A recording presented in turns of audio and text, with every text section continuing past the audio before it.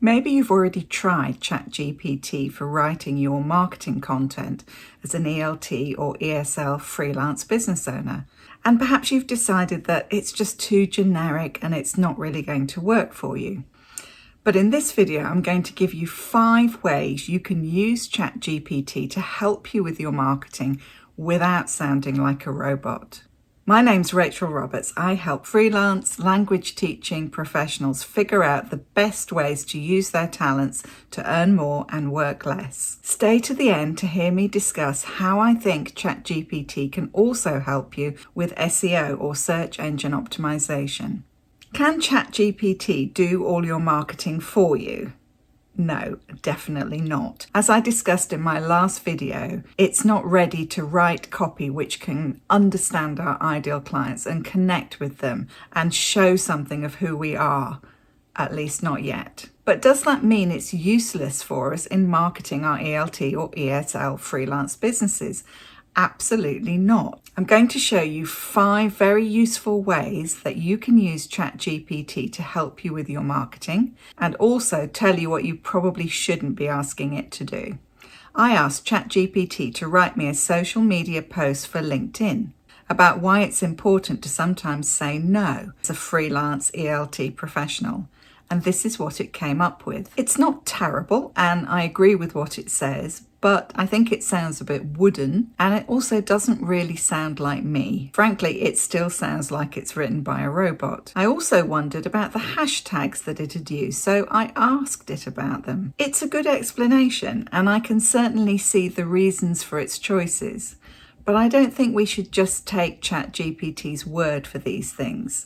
So I went and checked some of these hashtags on LinkedIn, which is where I asked it to write the post for. Guess how many followers hashtag English language teacher has? Yes, that's right, a grand total of 8. So don't trust it to give you good hashtags, or at least check them for yourself before you use them. Hashtag freelancer life is a popular hashtag on LinkedIn with over 9,000 users, but I'm not convinced that many ELT freelancers will be following it. So again, check these things and think for yourself. Don't just do what ChatGPT tells you to do. As I said, the post itself wasn't that great either. I could probably do better myself, and in fact, I think I already have. This is my version. Honestly, I think it's a lot better, but I was a bit stuck about what call to action to use at the end in order to encourage people to comment more on the post.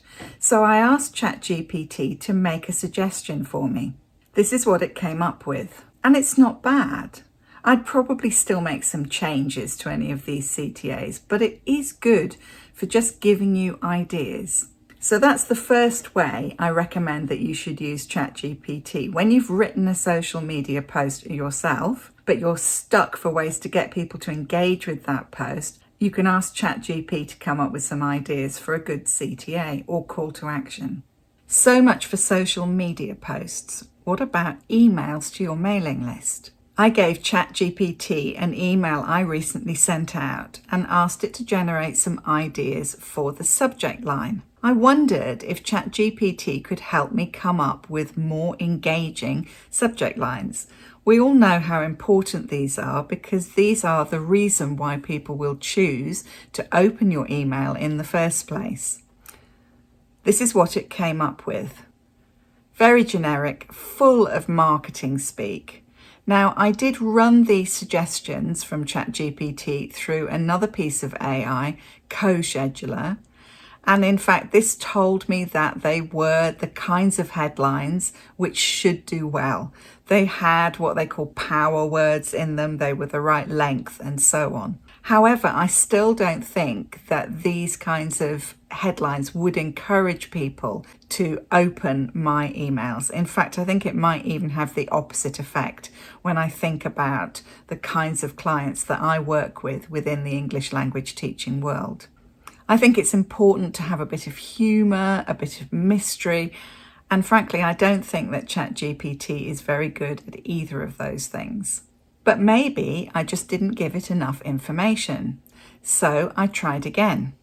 I asked it to write subject lines which sounded more like me and which promoted more curiosity. But frankly, I don't think that the second lot were really any more suitable than the first set. So honestly, I wouldn't ask ChatGPT to write your email subject lines or headlines for your blog, though I think it is worth checking those on CoScheduler once you've actually written them to see whether perhaps changing a word here or there or another similar tweak could make a difference in terms of how attractive they are. But as well as getting ChatGPT to write stuff for you, you can also ask it to analyse your writing. I asked it, what do you think about the way my email was structured? It said, as a language model AI, I don't have any opinions. Quite funny. But I can analyse the structure of your email and provide you with some feedback. Well, that sounds good. And in fact, the feedback was pretty positive. And I felt ridiculously flattered at being told this by AI. I can see, though, that it might well be able to help me if, in fact, the structure of something that I was writing wasn't particularly clear or if I'd missed out something essential. I then asked it to rewrite my email in a way that would be more effective, in its opinion, not that it has opinions, without losing my voice and tone. Here's what it came up with. There are definitely bits of this that don't work for me. Actually, charging more is really exciting, in my opinion, and I certainly wouldn't start an email in quite this way. But there are a few bits in there that I might take and incorporate into my original email. I quite like the rhetorical questions, and I quite like the bit, now I know what you must be thinking. So there are two more ways that ChatGPT could help you with your marketing copy. By giving you feedback on your structure and by rewriting something to still sound like you, but perhaps be more effective. Finally, let's look at blog posts. So I asked ChatGPT to look at a blog post of mine that I'd recently written and to rewrite it in the same way I had done the email, but for a different purpose. If you've written a good blog post, you might be thinking that you could reuse this. Perhaps it could become a guest blog post on somebody else's website, or you could publish it somewhere like Medium, or you could turn it into a LinkedIn article. That's great, but the problem is that Google doesn't really like duplicate content.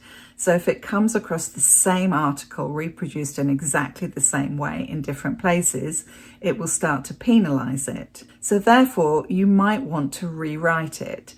And I think ChatGPT can be very helpful with that. Here's what it came up with for my blog post, and I don't think it's bad at all. I'd probably want to tweak it a bit, but I think it's very helpful in just giving you a start and helping you to see how the information that you already have could kind of be reorganized. I'd still suggest doing some rewriting and tweaking yourself because, as I mentioned in my first video about ChatGPT, Google has said that it will penalize content that it identifies as having been written by AI. And of course, you still want to make sure that it has your voice. I then asked ChatGPT to identify the best keyword phrase for this blog. It came up with two options. Now, after what happened with the hashtags, I was even more suspicious. So I decided to ask it why it had chosen these keyword phrases.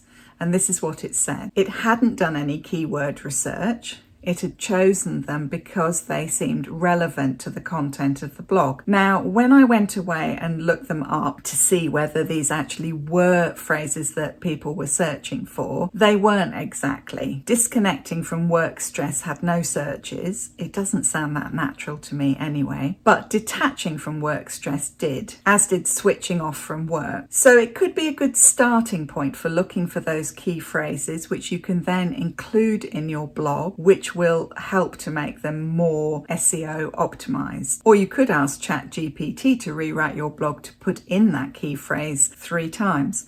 But to be honest, I'm not sure that I would trust it to do that for me. Subtlety does not tend to be one of its strong points. Neither is originality. We need to remember that ChatGPT is producing these texts by scraping the web and looking at what other people have already written. Now, there are issues there around plagiarism and ownership, and we also need to consider what data we're giving it ourselves. So, when you put in examples of your work, you do need to bear in mind that you are giving it permission to take that and to do who knows what with it. This might not really matter when we're talking about something like a blog post, but I remember around Christmas there were lots of people putting photos of themselves into another AI platform to come up with automatically generated images. And I think we need to be pretty careful about this kind of thing. Going forward, we don't know what AI might be going to do with the data that we're giving to it. So just to bear that in mind. In the next video coming up on your screen, I have more to say about ChatGPT, including how it might be useful or not for creating materials that we use with our students.